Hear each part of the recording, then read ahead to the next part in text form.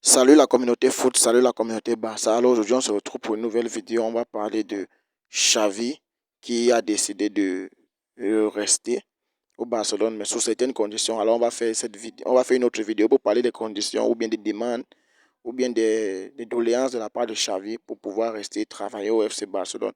On sait qu'il demande Bernardo Silva depuis longtemps et puis d'autres joueurs aussi pour remplacer Busquets au poste du numéro 6. Mais ça fera l'objet d'une autre vidéo. Alors aujourd'hui, on va parler du fait que finalement Xavi décide de rester ou pas, parce que ce n'est pas encore officiel. La décision n'a pas encore été actée, ça n'a pas encore été communiqué par le club, mais ça bavarde beaucoup dans la presse ces derniers temps que Xavi a demandé une réunion avec les dirigeants du club juste après la défaite face au Real Madrid pour parler de son futur. Alors, ça a émergé dans la presse que cette discussion veut forcément dire que Xavi a des choses ou bien des conditions à poser ou bien des doléances à faire avant de pouvoir décider s'il va vraiment rester ou pas. On avait déjà parlé de ça sur la vidéo où on parlait de Rafael Marquez qui va potentiellement remplacer Xavi à la tête du Barcelone comme coach.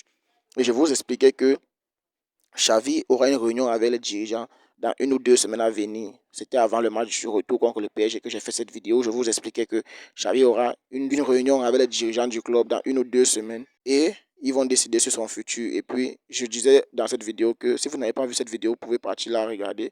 Je vais sûrement la mettre en commentaire ou en description pour ceux qui ne l'ont pas vue. Donc, où j'expliquais que Xavi aura cette réunion avec les dirigeants. Alors aujourd'hui, on a entendu parler dans la presse qu'il y aura cette réunion. On ne sait pas encore quand, on ne sait pas ce qui va se dire et on attend voir le communiqué du club par rapport.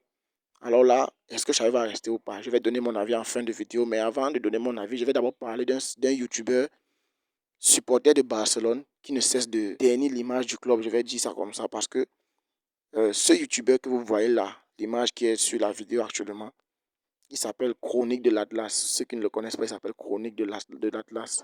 C'est un YouTuber supporter de Barcelone, c'est un Marocain supporter de Barcelone.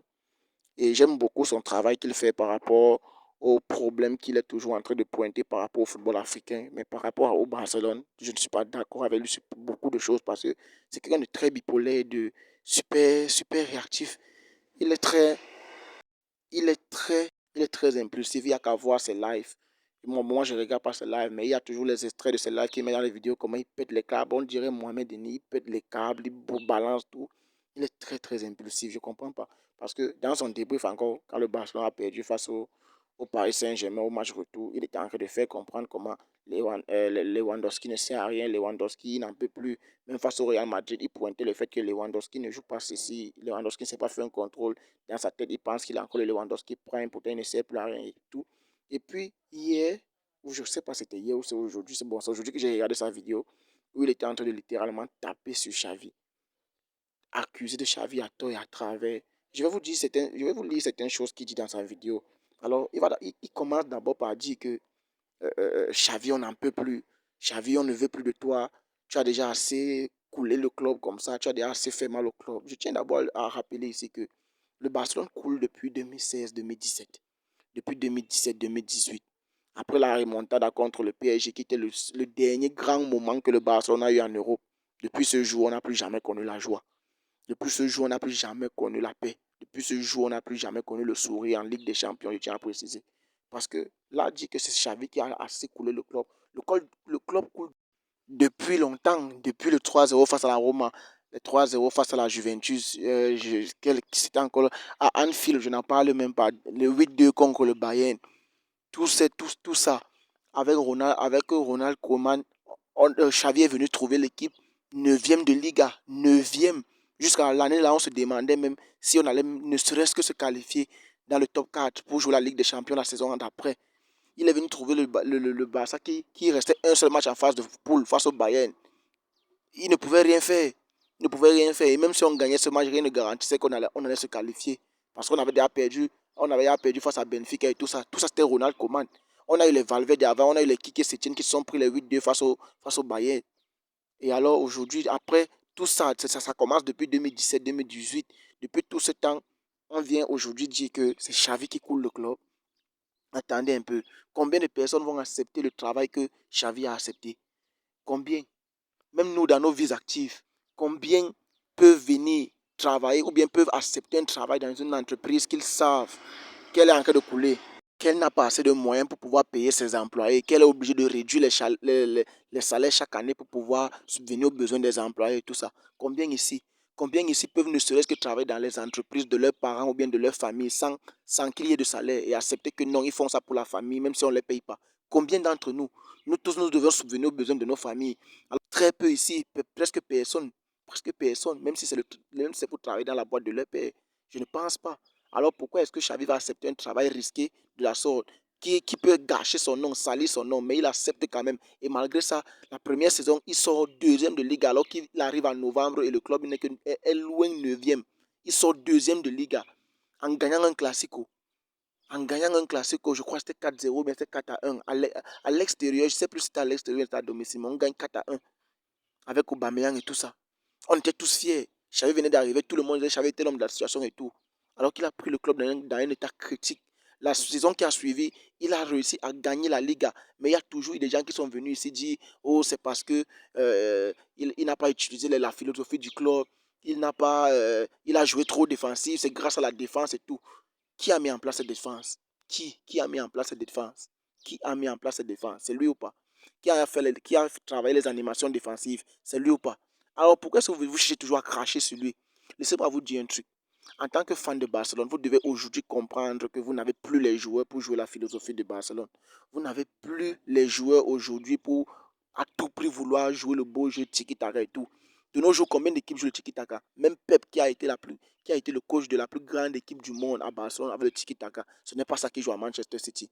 Aujourd'hui, il joue un jeu de possession, c'est vrai, mais il joue plus un jeu de position. Il joue plus un jeu de position. Ce n'est pas le tiki-taka qui se joue à City. Ce n'est pas ça. Je suis désolé, mais ce n'est pas ça. Alors aujourd'hui, venir faire comprendre que le Barcelone doit rester en arrière et puis jouer seulement le tiki-taka. Je suis désolé, mais il y a plusieurs autres façons de gagner en dehors du tiki-taka. Ne restez pas bridés. Ne vous posez pas des limites que soit c'est le tiki-taka, soit c'est rien. Le football avance, le football évolue. Les gens travaillent les tactiques, ils travaillent les techniques pour pouvoir contrer à ce style de jeu. Alors il faut savoir s'adapter avec la modernisation. Sachez que l'époque du tiki-taka est passée.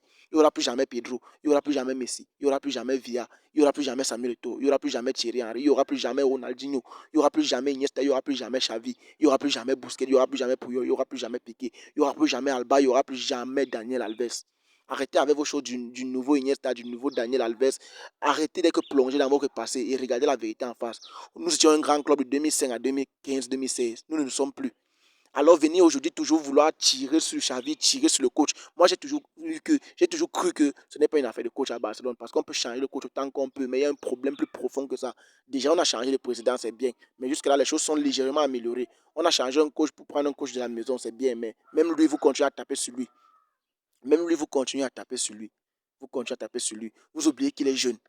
Quelqu'un va me dire ici que oui, Pep était aussi jeune, mais il a gagné la Ligue des Champions. Nous, soyons honnêtes.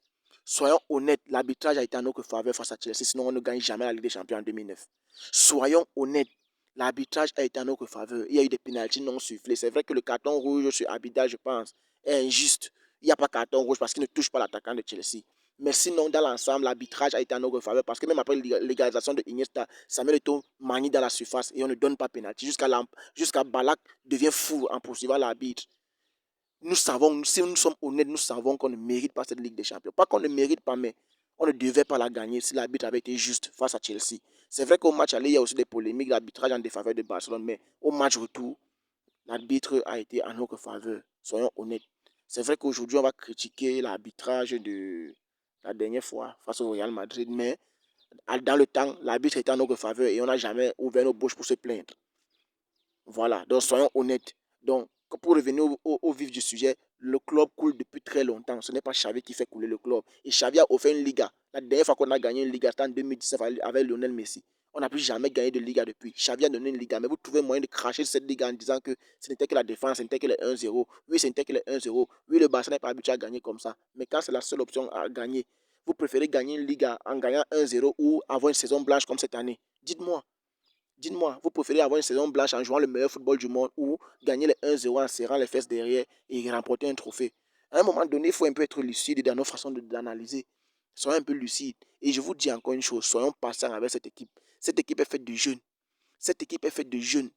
La plupart là-bas n'avaient jamais joué une Ligue des Champions. Ne serait-ce qu'un match de poule. Lamine Yamal, Koubassi et tous ces joueurs, Fermin Lopez, euh, euh, euh, Ils sont nombreux, les Pedri, les Gavi. Oui, Pedri avait déjà joué la Ligue des Champions en 2020, 2021. Gavi a joué la Ligue des Champions depuis. Mais s'il faut parler de phase éliminatoire, huitième de finale, quart de finale, tous ces jeunes-là, c'était la première fois. Tous ces jeunes-là, c'était la première fois. Et puis, face à Naples, on s'est fait peur. On menait 2-0, mais on a pu se faire égaliser 2-2. C'est vrai, je ne dis pas que Xavi est libre de tout reproche. C'est vrai, il a souvent des changements bizarres. Il a des changements bizarres. Il fait souvent des changements bizarres. Parfois, on mène seulement d'un but de cas. Il fait entrer les Oriol Romeo qui va nous stresser pendant les 10-15 dernières minutes. C'est vrai. Xavi n'est pas libre de tout reproche. Mais là, venir ajouter toute la faute sur lui, alors qu'il n'y a pas quelques jours, il disait qu'il n'en peut plus de Lewandowski. Lewandowski ne sait plus faire les contrôles de balle et tout. Et aujourd'hui, venir dire qu'on a une équipe qui n'a rien à envier au Real Madrid. On a une équipe qui a Gundogan, De Jong, Ter Stegen, Lewandowski. Lewandowski est vieillissant, je suis désolé. Gundogan est vieillissant, je suis désolé. Je suis désolé. Notre équipe a beaucoup à envier au Real Madrid. Beaucoup. Beaucoup. Le Real Madrid a des jeunes, mais des jeunes qui ont pas mal d'expérience comparé à nos jeunes. Pas mal d'expérience comparé à nos jeunes. Kamavinga sait ce qu'on appelle une victoire en Ligue des Champions. Rodrigo sait c'est quoi une victoire en Ligue des Champions. Remporter le trophée de la Ligue des Champions. Vinicius, c'est pareil. Ils sont jeunes, ils sont tous dans la vingtaine, 24, 25 ans. Mais tous, ils connaissent la gagne. Ils connaissent c'est quoi gagner une Liga. Ils connaissent c'est quoi gagner une Ligue des Champions. Nos joueurs n'ont jamais joué une demi-finale de Ligue des Champions. Jamais. Ils avaient l'opportunité, mais malheureusement, Arrojo nous a gâché la saison.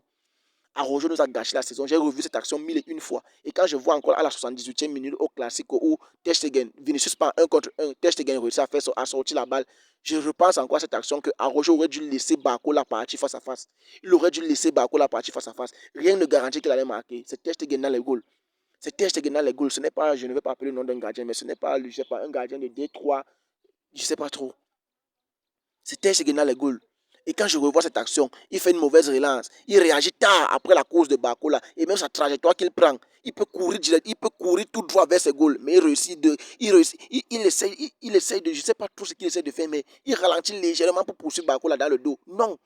Court, essaie d'empêcher sa course, essaie de couper le raccourci pour partir empêcher sa frappe et non de venir empêcher sa course. Il a été très naïf. Et c'est où on voit encore que nos joueurs sont jeunes. Ils doivent encore apprendre. Ce qui est sûr, c'est qu'au fond de lui, il est touché et il sait que c'est en grande partie de sa faute. Ce n'est pas totalement de sa faute, mais c'est en grande partie, voire 60-80% de sa faute. Et il le sait. Et il regrette. C'est juste qu'en public, avec les médias, on voulait enflammer la chose, mais moi, je ne vais pas entrer dans ce jeu. Il sait que c'est lui le fautif. Mais ces choses vont le faire grandir. Il va apprendre de ses erreurs et il va grandir. Donc, quand quelqu'un vient dire ici là que Chronique de l'Atlas, il vient dire que c'est Xavi coule le club, je suis désolé, le club coule depuis. Et Xavi a essayé de relever ce club à sa façon. Il est jeune, l'effectif est jeune. Même les cadres de l'équipe ne sont pas cadres. Là, Lewandowski qui rate les contrôles, il perd les balles face au Classico. C'est Xavi qui doit faire ça. C'est Xavi qui doit apprendre à Lewandowski comment contrôler un ballon, comment protéger un ballon. Ah, au match aller face au PSG, il était irréprochable, il était impeccable. Mais quand on arrive au Classico, il commence à faire comme s'il jouait avec les teams. Comme Martial a l'habitude de dire, comme s'il jouait avec les teams. On doit faire comment? C'est Xavi qui, c'est la faute à Xavi si Lewandowski joue avec les teams. C'est pas la faute à Xavi si Lewandowski joue avec les Timberland. Je suis désolé. Et autre chose qui dit que le Barcelone a été catastrophe en termes de résultats global et surtout en Ligue des Champions. Et qu'on avait un boulevard de remporter la Ligue des Champions. Un boulevard. Donc on affronte le PSG de Luis Enrique. Tu dis qu'on a un boulevard. On a un boulevard. Et derrière, il y avait l'Atlético ou le Dortmund. Dortmund, on voit très bien Dortmund cette saison. Ils ne sont pas ridicules. Désolé, mais ils ne sont pas ridicules. Et en face, il y a qui? Il y a le Bayern, il y a le Real Madrid, il y a Manchester City. Et tu dis qu'on a un boulevard pour se qualifier pour la Coupe du Monde des clubs. Je suis désolé, ce n'était pas un boulevard. Ce n'était pas un boulevard. Tous les matchs de quart de finale, les adversaires se valaient. Tous, je dis bien tous les matchs. Tous les matchs étaient équilibrés jusqu'à la dernière minute. Les équipes ont joué jusqu'à la dernière minute. Personne n'avait sa place assurée pour les demi-finales. Que ce soit le Bayern, que ce soit le Real, que ce soit le PSG, que ce soit Dortmund. Ils ont joué tous jusqu'à la dernière seconde. Personne n'en a baissé les bras pendant une seconde. Sinon, ils pouvaient se faire rattraper au score, voire même se faire éliminer. Donc je suis désolé, on n'avait pas de boulevard. Je suis désolé, on n'avait pas de boulevard. Ok, prochaine chose qu'il dit, c'est qu'on a fait 3 défaites dans un classico et que le Real Madrid est prenable. Le Real Madrid est prenable. Dans quel sens? Dans le sens où ils avaient un jour de repos en moins et ils avaient joué 120 minutes.